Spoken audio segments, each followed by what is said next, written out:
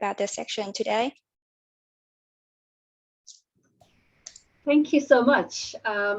So I'm thrilled to be here today with, I think, one of our most distinguished professors at the Butler School of Sustainable Construction.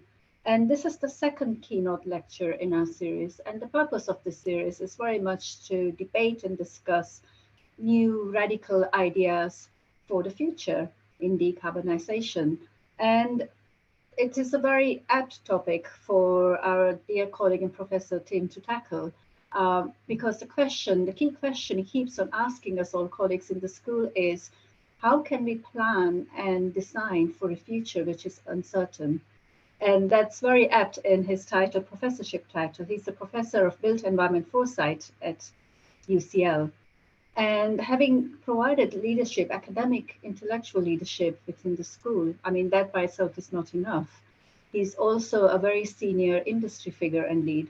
He's worked in industry for a substantive part of his career. He followed a career in industry where he's been a corporate director in technology, innovation, knowledge management, sustainability, in substantive roles in leading consultancies. But most importantly, he's a past president of the Institution of Civil Engineers, where during his presidency campaign, he really brought to the forefront the need for digital transformation. And he's kind of carried that spirit and value and need for digital transformation in his leadership role and research within University College London. And on a personal note, I'm really thrilled that Tim is delivering this lecture today. And I'm really thrilled I'm here to introduce him because he's been a mentor, he's been a dear friend and colleague to a lot of us in the school. And he's the person we go to when we have difficult questions on the future of engineering and construction. And Tim, I'm hoping that today what you can do is really inspire us and excite us to see how we can seek solutions. What is a toolbox? What are things we can do for this uncertain future moving ahead? So I'm setting a big challenge for you today in our keynote lecture. Over to you, Tim. Thank you. Can you hear me? Yes, we can. Yes, thank you. Sorry.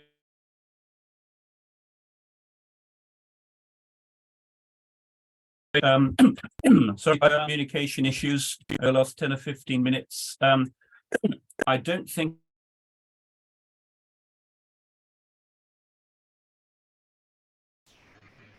Apologies, Tim, we seem to have lost you. Ah, you're back. You might be muted. Right. I was thrown out again. I think I was asking if is there someone who can move the slides on for me, please? So can we go to the next slide?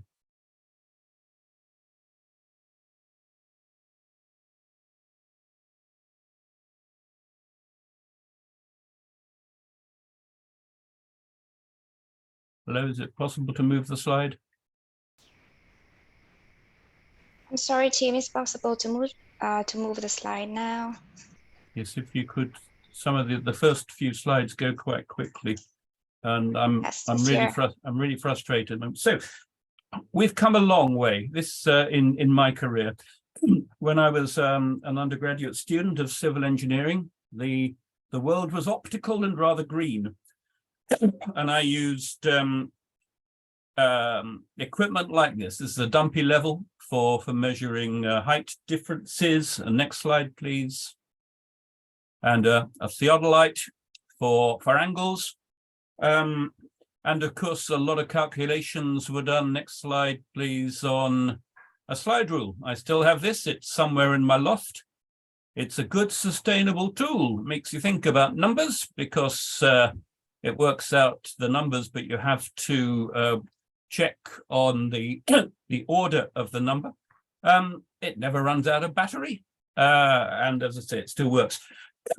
But in my first year undergraduate land surveying course, I had also to make use of, next slide please, dreaded 7-figure logarithms.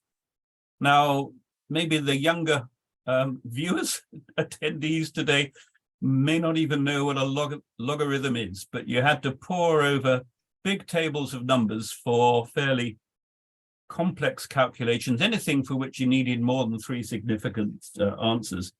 And this took serious time out of my ability to go to the student bar on a Monday and Tuesday evening. So I sold one of these. Next slide, please. Which I couldn't really play, but you know, hey, I was a student. I thought I needed one, and I bought. Next slide, please. Not a Sinclair, but a very early electronic calculator that could only add up, subtract, multiply, and divide, and which shall I tell you? Yes, in 1974, cost me the princely sum of 35 of your English pounds. Huge amount in those days, where petrol, you could buy 3 gallons of petrol for £1, and a pint of beer for about 10 pence. If we could go to the next slide, and we've gone from that to turning out these types of rigorous logic-based diagrams on almost a daily basis. I mean, this is a colored up BIM model, of course. Now, a lot of people think that BIM started pretty much, and next slide, please, with the government setting its mandate that government procurement would, by 2016, be undertaken, thank you, using what were those in those days called level 2 BIM techniques. And here we have a press release from Francis Broyd, Minister of the Cabinet Office, 31st of May 2011, which is when the mandate was introduced. And he says there, the strategy will reform the way in which government procures construction across all sectors, and in doing so will reduce costs by up to 20% by the end of this Parliament. No one really knows where that figure of 20% came from, and I haven't really got enough time to go through it today. Excuse me. But it provoked the industry, as indeed it was going to. And over the course of the next couple of years or so, next slide, please, starting with the Ministry of Justice, BIM techniques were produced. And the government's view there was that technology would be produced by the market, but the government had a role in reprocessing procurement in government departments, so that BIM could be readily taken up. And here we have a plan of the very first use for a young offenders institution, HMP Cookham Wood. And you'll see a process diagram going along the top. If you can go to the next slide, please. And these processes were developed with, or by the procuring department, by the procurers, with guidance from people who were sent in to help. The overall way the government introduced BIM to government departments was overseen by a small body of people, one of whom was myself. Let's just have a look at what BIM is. So the next slide, please. There are many different definitions. This is the one I kind of like, and I've highlighted 3 bits, as you see. So a software-enabled set of processes. In the early days, that is 10 to 15 years ago, a number of software companies were encouraging people to buy my software and you're doing BIM. Absolute rubbish. A software-enabled set of processes that integrate all significant information requiring close collaboration. I think those are the 3 main bits to me. And if we go to the next slide, we can see how over the years, and this is a slide from Crossrail. I'm indebted to Malcolm Taylor, who led the digital processes through the development of Crossrail. So these days we talk about a common data environment, which provides a number of things in the bullets: the electronic document management system, electronic content management system, etc., and effectively allows each stakeholder group in the industry to provide data to within a CDE, common data environment, to feed the beast and to take information out of the beast, therefore with the hope and intent that everyone is working on latest state information, right? And, you know, there are people who think that CDEs or this way of thinking is fairly modern. If you go to the next slide, it was to a lot of people, but the next slide hopefully will show the situation we were trying to get away from, in which everyone was having to talk to everyone else. It would be helpful with that slide, please. Thank you. So this is a situation we were trying to get away from, where everyone had to talk to everyone else. And as you might imagine, the people who did nicely out of this were the courier companies and the lawyers. And if you take the architect at the top of the diagram or the structural engineer to the right, no one actually knew whether they were using latest state information. And the amount of design waste time was quite incredible. The amount of construction waste time, where things ended up, where clashes that hadn't been detected before had to be worked out on site, were also quite large. This, as you'll see, is a lecture. Well, you can't see I gave it. This is a named lecture I gave at the Institution of Civil Engineers in 1999. That's just about 25 years ago. And on the next slide, you'll find this is what we were looking towards. Now, that has a remarkable similarity to what we now call a common data environment.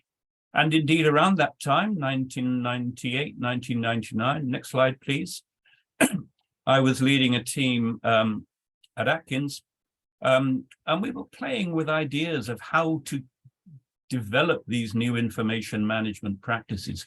So what you see on the small screen in the middle there is an architectural, quite basic, admittedly, but an architectural view of a design school. And in those days, we could, using VRML, virtual reality modeling language, we could flip between, as you see at the bottom left-hand, we could toggle between architectural FM or structural views. And at the bottom right, we could turn bits and pieces of each view on and off. So we could turn stairs on and off, people, windows, doors, whatever. And starting to get an understanding of how we could work between different stakeholders, rather than just working with them as external parties. At the same time, the next slide, please, we were looking at how we could generate better visual effects. So this is some work we did at the time, looking at part of a proposed bypass scheme for a village on the A3. And we could toggle on the left between nighttime, twilight, daylight, and on the right from a car dashboard level, from under surface services, etc., etc. On all of these being driven through in real time, which was a distinct improvement, substantial improvement from the patient frame by frame fly-throughs that were the only things commercially available at that time. So we've been in this game a lot longer than a lot of people think, right? But it needed, I think, the trigger of the government 10, 12 years ago saying, do it this way or you don't work for us, to get these ideas into the mainstream. If you go to the next slide, please. But not everything's perfect. I mean, this is a radar screen showing what causes errors. So the most error-prone areas are the furthest to the outside of the screen. So if you look, though, then up to the sort of the northeast side, in actual fact, poor site conditions, contractual arrangements, inadequate skills don't turn out to be the biggest cause of errors. They tend to be right at the top, inadequate planning from task through to project level. On the left-hand side, inadequate attention paid in the design to construction, poorly coordinated and incorrect design information. And we'll look to learn from these and move on. And if you go to the next slide, but we're not doing it yet in a consistent way, partly, I guess, because of the fragmentation of the industry. So this is a slide from currently unpublished work, looking at the progress from 2011 up to 2021 of the uptake of BIM techniques, the adoption of BIM. And you can see that over that time, things look great. Yeah, moved from 10%, 12%, adoption up to 70%. And to be honest, I don't think we'll go much more than 70%. Not every project needs to be looked at in these ways. Some projects are really much more simple. If we look further, though, and if you go to the next slide, if we look at what is being used, you'll see that right at the top, BIM execution plans, common data environments are really top of the tree. But if you go down towards the bottom of master information delivery plans, task information delivery plans, much less of a take-up. So not as consistent as the previous slide showed. But if we go to the next slide, sorry, this is a bit busy. This came from a set of interviews with industry BIM leaders, both on the supply and the demand side, so including customers. And if, say, for example, you look at area 3 there, information requirements are of high value since they state what is wanted and foresee what will be obtained. However, for some experts, and by which I mean the people we interviewed, the ISO standard based on the British standard, ISO 19650, is too far from reality, and the definition of information requirements, the basic requirement, ends in a cut and paste activity from existing requirements of other clients or organizations.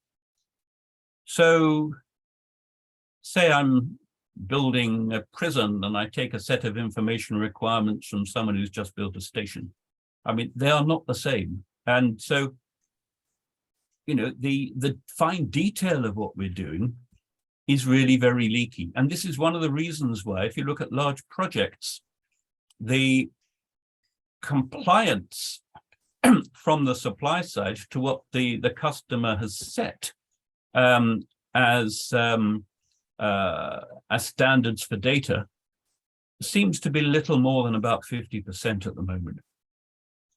And a lot of shoe leather being used in trying to raise that. Looking a bit into the future, if we go to the next slide,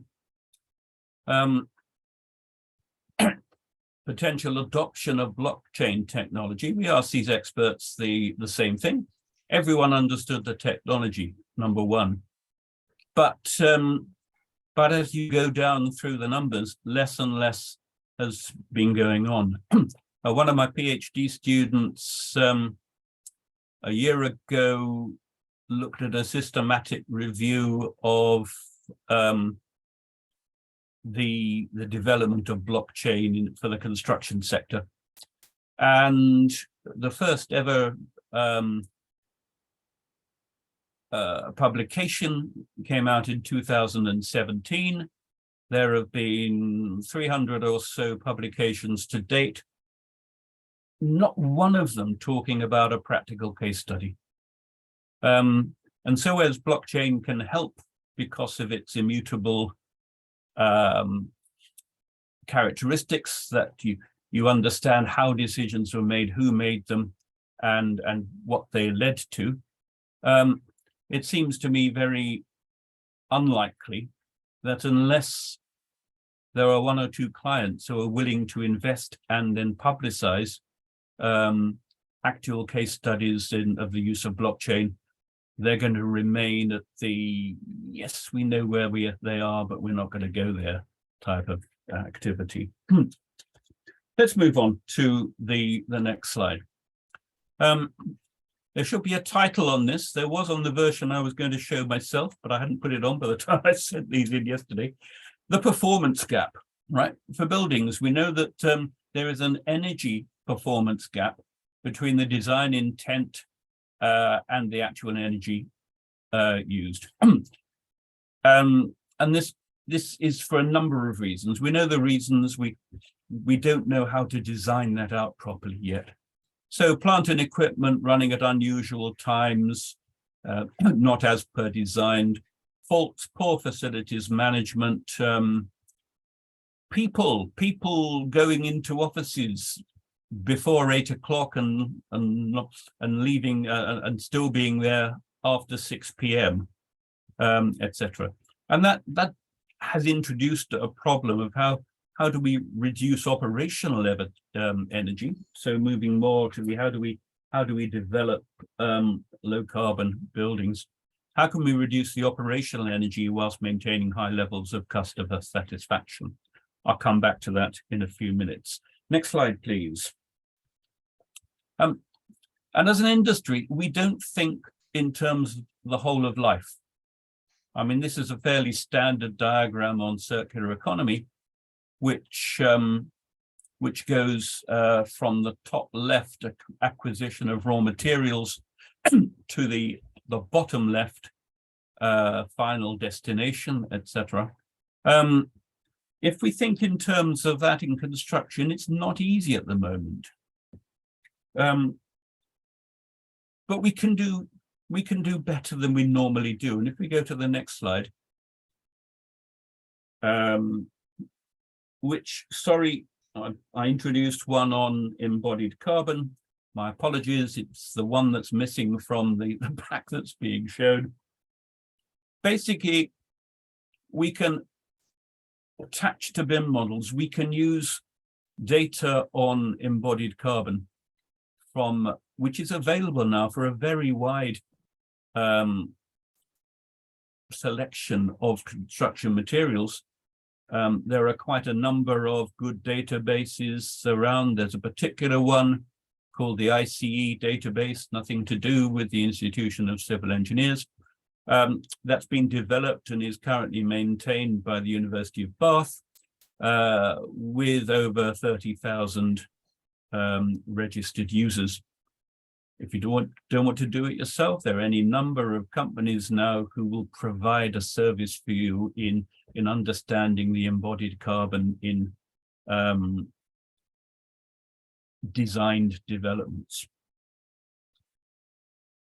So if we look at, and I'll show some more information on the performance gap and perhaps how to reduce it, if we look at embodied carbon, we can start to get a much better idea of the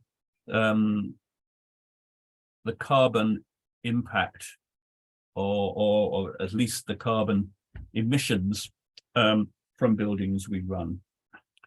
And that can perhaps help us to choose better information.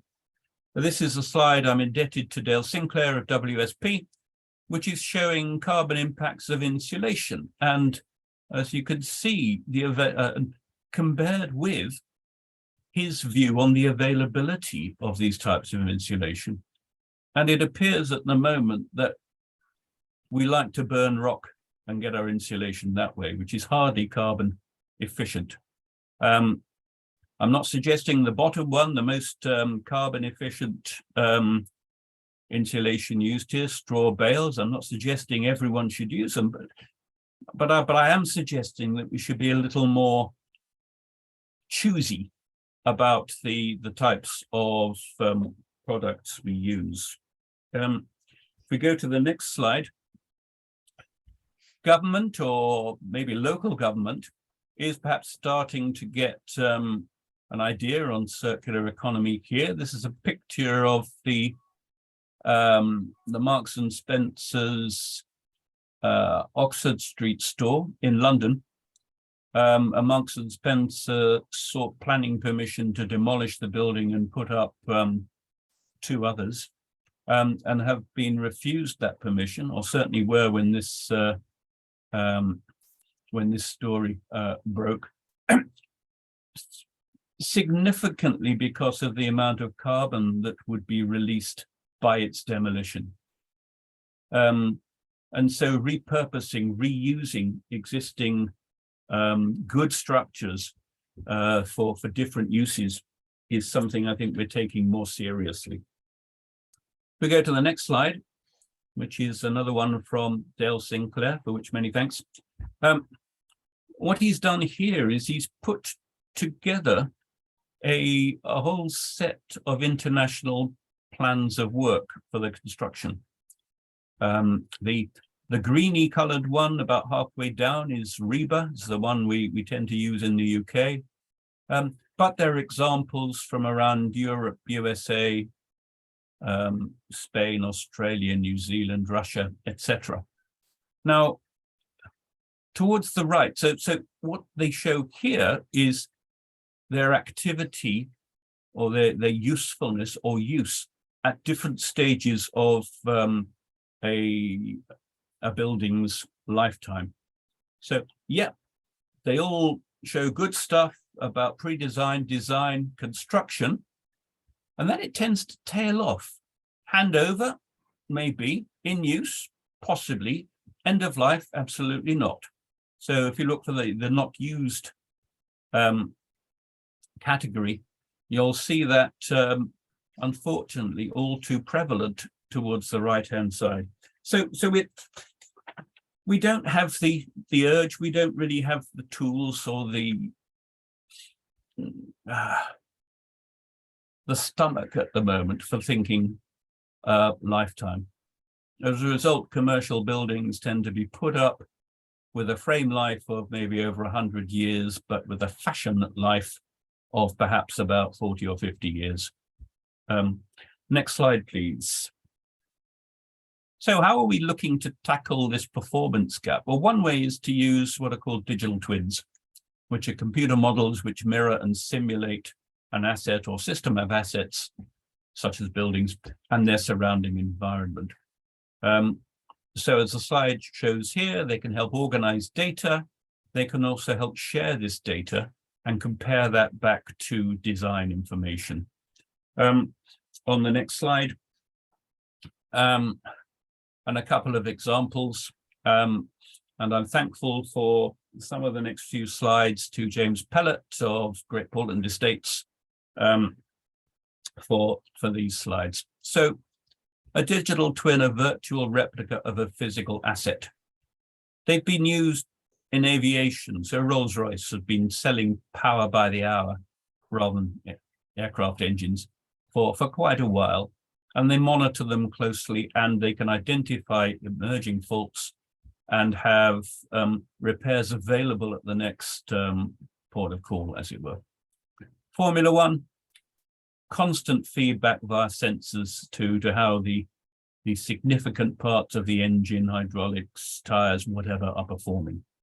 And on the next slide, one example of that, this is a fairly messy slide, and it's a number of years ago, but this is the trace on a lap for a Formula One car at Monaco.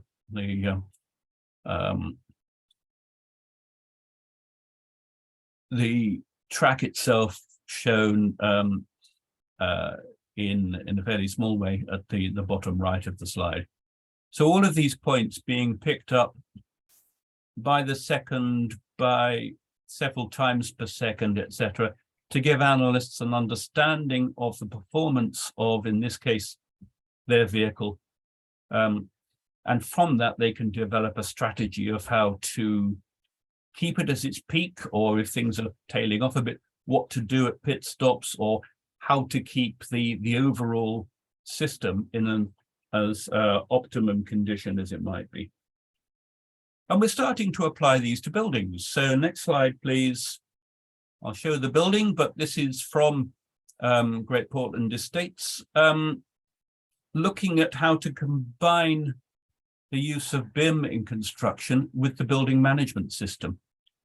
So they've got this building, the Hickman, and as you can see under the building, links to the BIM model, to the CAFM, that's facilities management, to BMS, the building management system, learning from results as they go through, so using AI techniques, and feeding that back in with current measurements they're taking.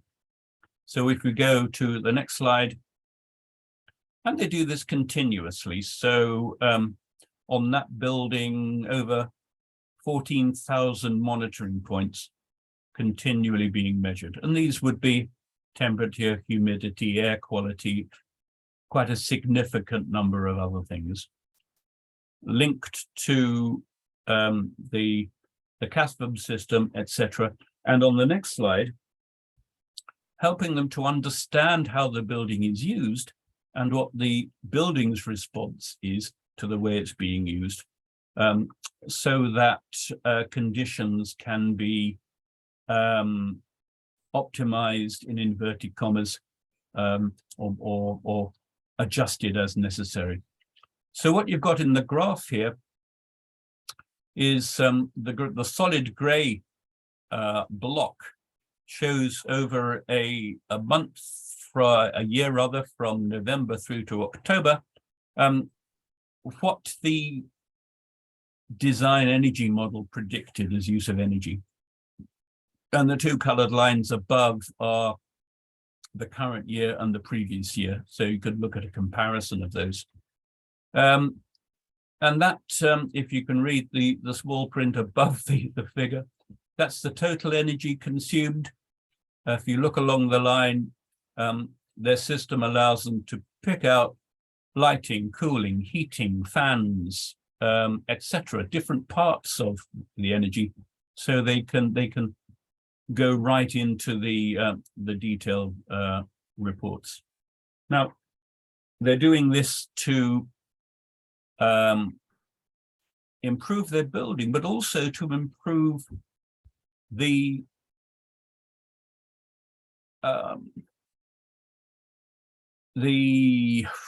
experience of people who are using their buildings. Okay, we go to the next slide. In its early stages, perhaps, but we're now starting to see some assessment score types for smart buildings, intelligent building, instrumented buildings largely. And GPE got a platinum rating for the Hickman from Smart Score, as it is, though, if you note on the slide, to that point, only 176 buildings globally have been registered. So it's a good score, but the sample isn't high. It's growing, but we are beginning to get these techniques of how to assess buildings in use. If we go to the next slide, and just to back that up, this is another slide from Del Sinclair, WSP, and you can see a graph along most of the slide with a couple of large ellipses. Now, basically, a building should use energy Monday to Friday largely, and very little over Saturday and Sunday. And so what's highlighted here are cases where significant energy is being used where there should be none. So you can highlight faults from this. You can look back to make adjustments.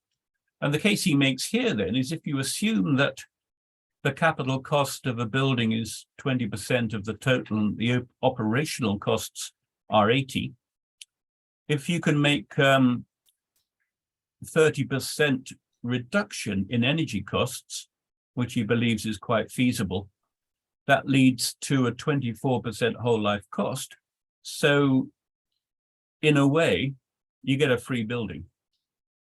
Now, I know our economics currently don't, our economic models don't allow this sort of approach because you've got a substantial early cost to put the building up and then a reduced cost per year to operate it. But wouldn't it be great to get some of this type of lifetime thinking into the work we do? Next slide, please. We're also starting to be able to instrument infrastructure. So this is a slide showing an Utterberry sensor from a company called Utterberry. As it says here, a miniature wireless ultra-low power, so almost fit and forget, which measure displacement, acceleration, etc. And if you put a number of these on a structure, they can form a neural network. So they each know where each other should be. And if one starts to move out of that position, that is then can be used through a wireless signal as a diagnostic tool that something may be going wrong. Next slide, please. And if so, these are the three bridges now. The first of fourth. So the new bridge, the cable-stayed bridge in the foreground, has quite a number of these Utterberry devices fitted, each going about their business in a quiet and humble way, but hopefully ready to announce their presence if they detect a problem. And we need these types of devices, or else we get more and more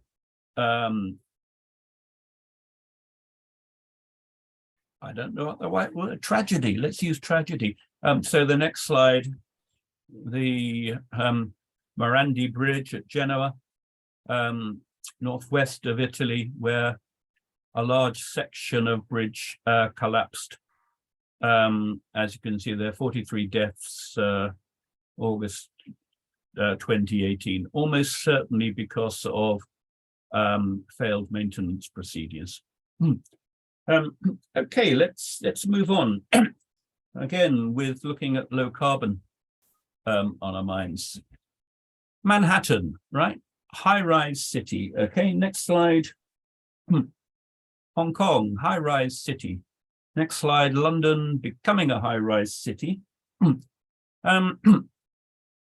As compared with the next slide, say Barcelona, or next slide,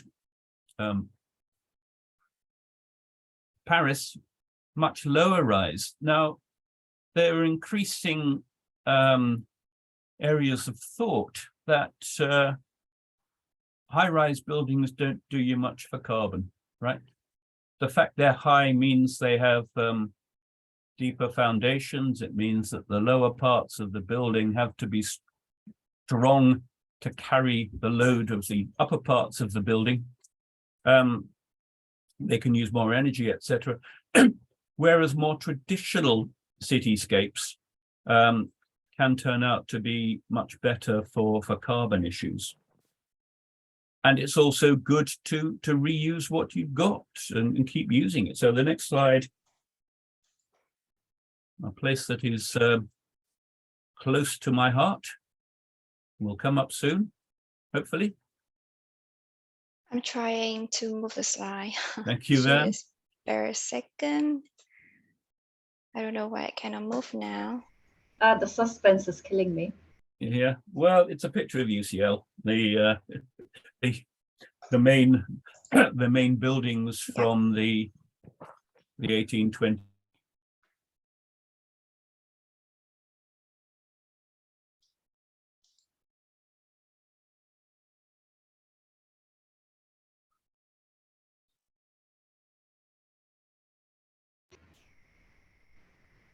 Apologies, we seem to have lost him whilst we were talking about UCL.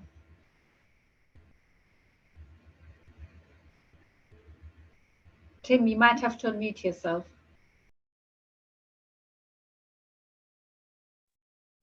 Hello, yeah, am I back? Yes, we can hear you. Yes, thank you. So UCL, and the next slide, Battersea Power Station. You know, why do we pull buildings down? Why do we don't keep using them if they're good buildings in the first place, or reuse them, as is the case with Battersea Power Station? Just moving on, a few more slides now. Just some general thoughts on, on ways of reducing carbon.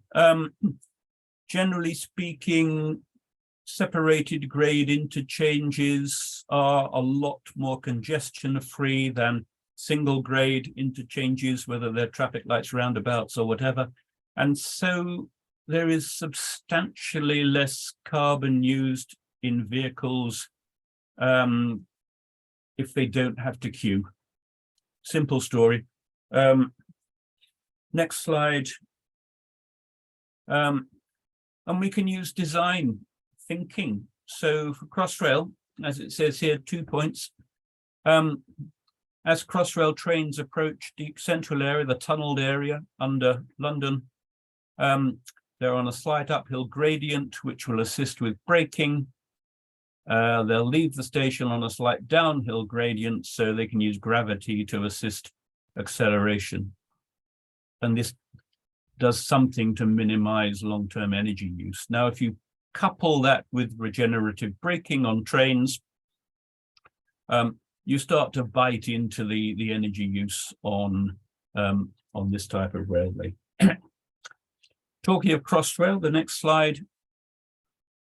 Because of what we're doing digitally, we can now look at projects like Crossrail in two quite different ways. We can look at it as it shows here, a physical way, 42 kilometers of tunnel, 200 million passenger journeys a year, 200-meter long trains, etc. Or we can look at, next slide, please, in a digital way, where we have 250,000 CAD models, 4 million documents, 1 million assets and equipment, 500 million GIS features, right? And a note that, you know, one of the challenges of these big, long projects in the digital area, next slide, please, is just the sheer time they take. So there are a few bits of information on this slide, but for the purposes of the lecture today, if you look along the top, right, Crossrail started 2005, 2006. Smartphones were introduced in 2007 and have revolutionized the way we work. Tablets were introduced in 2010 and have revolutionized the way that people work, particularly on site. Smart glasses, well, we had a flirtation with those in 2013. Smart watches came in 2015. The Internet of Things, 2016 onwards. So whilst developing and then constructing Crossrail, a whole raft of new technology developments. And this is something I think we're going to have to live with into the future. As artificial intelligence really starts to make its mark, as 3D printing becomes ever more viable, etc., etc. In addition to that, next slide, please, we have to start to think much more about infrastructure as a set of systems rather than individual projects. So that's the London Underground, obviously. We should think of it as a system. It isn't thought of as much as a system at the moment. If we go to the next slide, and put the slide build on, please, as well. This is a bridge, couple of bridges on a river in Cumbria. with what turned out to be a very fast catchment release area and an intense rainstorm in 2009 or 10 led to a surge in current, and it knocked out half a dozen bridges along the river. Now, these bridges were thought to be there forever.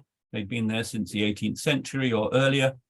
And if you can just see on the left-hand slide, there's a catenary running from one side to the other. Because they were thought to be permanent fixtures, electrical cables, communications cables, gas pipes, etc., had been hung off the bridge, right? So when the rain came down, when the bridge came down, everything else came down with it. We need to learn from those. I think we are learning, but we need that to be more widespread. If we go to the next slide, this level of systems thinking is having an impact at government level and other places. A few years ago, the IPA, the Infrastructure and Projects Authority at government level, introduced a set of guidance modules for people starting up large projects. I'm hoping it'll come.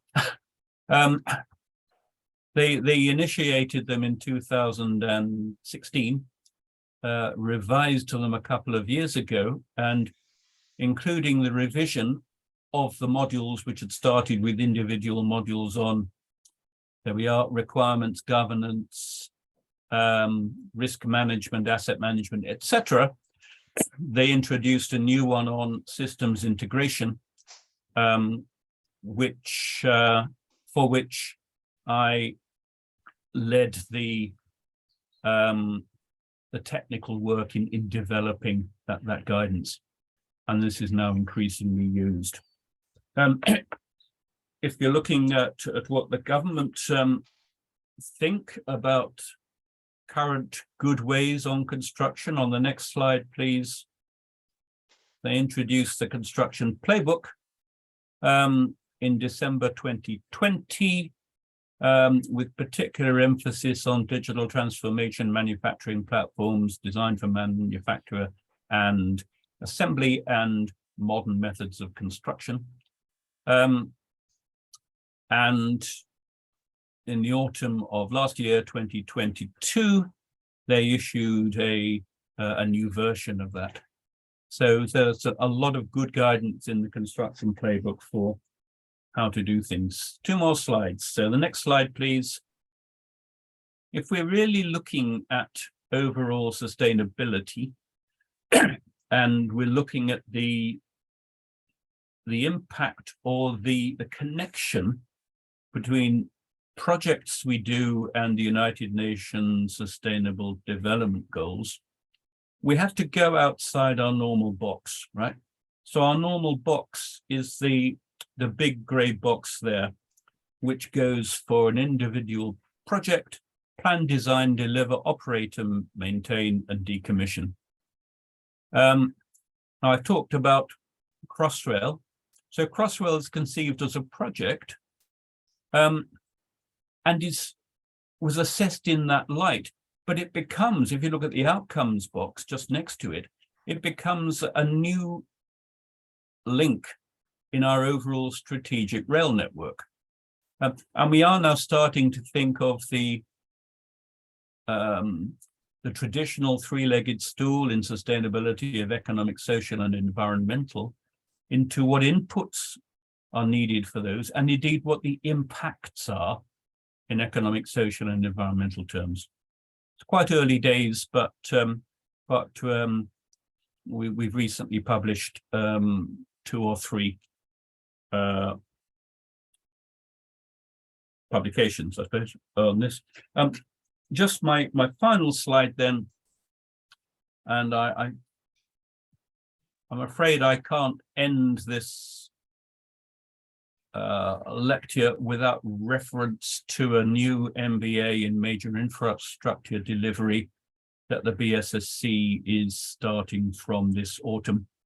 You can see the module structure there. This is an 18-month part-time MBA, largely structured itself around week-long and weekday, so 9-day periods at UCL, where 2 each of these modules will be addressed at a time. You need to, if you'd like to find out more about that, then I'm sure our comms team will be delighted to let you know. So my final slide. Forgive me, please, for the communications issues. Thank you very much. I hope that's been of interest. Thank you so much, Tim. And I think the technical challenges were posed to test your engineering skills. But I'm thrilled to say that you've overcome those technical challenges, and you've given us a lot of food for thought, especially on whole life thinking. Now I'm just checking to see if you have questions, because if not, I do have lots of questions for you, though I'm conscious of time. I see there's a post by Nadim, and actually it's very similar to a question I had on whole life kind of thinking. So I think the question from Nadim is, how have projects changed to capture WLC? Or have they? Or have they? Yes. If you look at the way that projects were conducted up to the 1980s, arguably the 1990s, then there was a linear progression of design, then construction, then operate, with what was called at the time a stovepipe mentality, which meant that things move forwards but not backwards. So very often a designer would design, that information would end in a lot of large engineering drawings, which the end client would then send to shortlisted contractors who would bid for the job, and then the people who operated, who took over the facility, had very little to go on from there.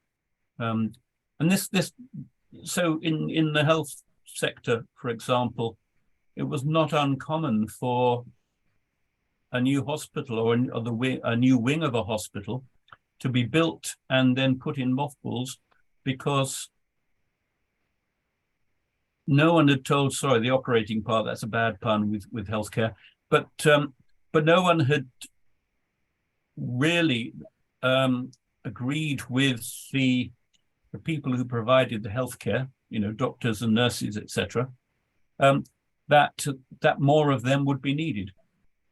And so you could have an operational budget, a capital budget for developing a hospital, which was not connected at all to the operating budget, either of maintenance for the building or for the services undertaken. Now, part of that was changed, not because there's common sense in putting the two together, but because there seemed to be economic requirements to get the capital cost off the nation's balance sheet. And so part of that started to be changed with the advent of PFI and later PPP procurement techniques. But it's still not perfect at all. You buy a car, you get a logbook. No, you buy a car, you get a document, a book, which shows you how to operate the car, right? You buy a building, you tend to get nothing. Okay? And that's as true for housing as it is for commercial buildings. So we're not thinking lifetime. I go back to the slide on the plans of work that sort of fizzle out round about the handover. No, absolutely. And I think I sensed your frustration of why do we not have the stomach or appetite or ability to think whole life. And I mean, you gave this wonderful example of how we can look at reduction in energy costs at the OPEX stage to make the business case. We do have an interesting question from Kartika, who was interested in the digital twin applications for building energy simulation. And I think quite a few of us were interested in that because it really made the business case for whole life thinking. But have you used digital twins in the construction phase to increase sustainability thing? To be honest, I can't readily think of any. I think the truth is that, as with blockchain, there's a lot written by academics. There's hardly anything being used in practice. It's similar with digital twins. There's a lot written about how useful digital twins could be, but there are very few practical examples. I'm sure change will come, right? But those of us who think we're somewhere near the sharp end are impatient and hungry for change. And it's not yet being seen, I think, through perhaps the way that commercial contracts are written and used. Or maybe it's just the relative lack of understanding and skill sets currently within the industry. And I think it's a combination. I mean, at Bartlett School of Sustainable Construction, I mean, Tim, you're leading development of another new undergraduate program, an integrated MEng program. And in there, we were talking exactly about this point of we need a future generation of experts and leaders who can bring in whole life thinking at various stages of the project lifecycle. I'm going to ask a question. I'm going to be very cheeky and take chair's privilege to ask you a question.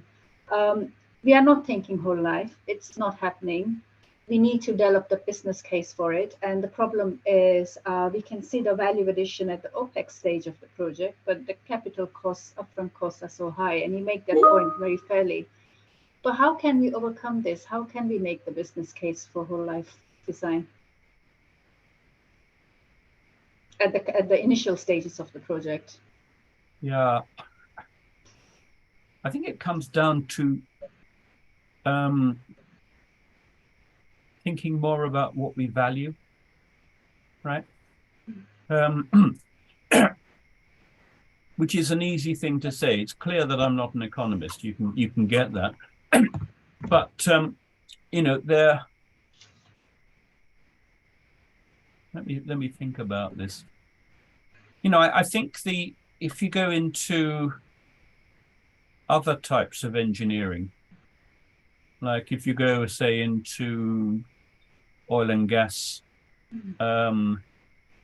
exploitation, refining, whatever, then these are kind of owner-operated facilities.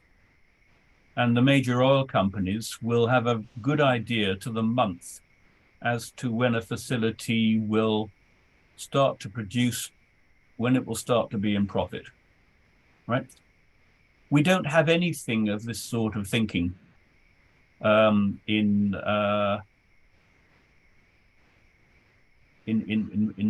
civil infrastructure, and certainly not in housing, right? I mean, there's not that I'm plugging it, but there's a program on the telly called Location, Location, Location, and that tends to be why very few people buy their house because they think they'll make an investment in it. Yeah, it's pretty much more. This is a nice place to be. There are good schools. There's a pub on the corner. It's not far to the station. All of those sorts of things, and the price consideration is necessary because you have a ceiling to what you can afford. But apart from that, it's not really considered much, I think. No, I agree. And I think with building stock, there's an interesting question because we do not know 50 years down the line who will own the asset. I note that there's one question, but we have run out of time. And my suggestion is, given that the question is quite specific in relation to a graph, yep. if it's possible, we may take that question offline if that's okay. Because I'm conscious of time. I know people will have to head off to the meetings. But I wanted to thank everyone for joining us today for this very kind of exciting lecture, which does get us thinking about whole life design. I hope everyone walks away from this thinking that we need to have the appetite and stomach to push for it, because without that, we're not going to achieve decarbonization. We have to look at our buildings differently, the life of our buildings, how we use buildings, how we design, what type of materials we use. So I think we have to think very differently about the construction sector if we want to address climate change. So Tim, thank you so much for giving us so many radical and exciting ideas. Thank you. And thank you to everyone for joining us. Thank you. And goodbye. Goodbye.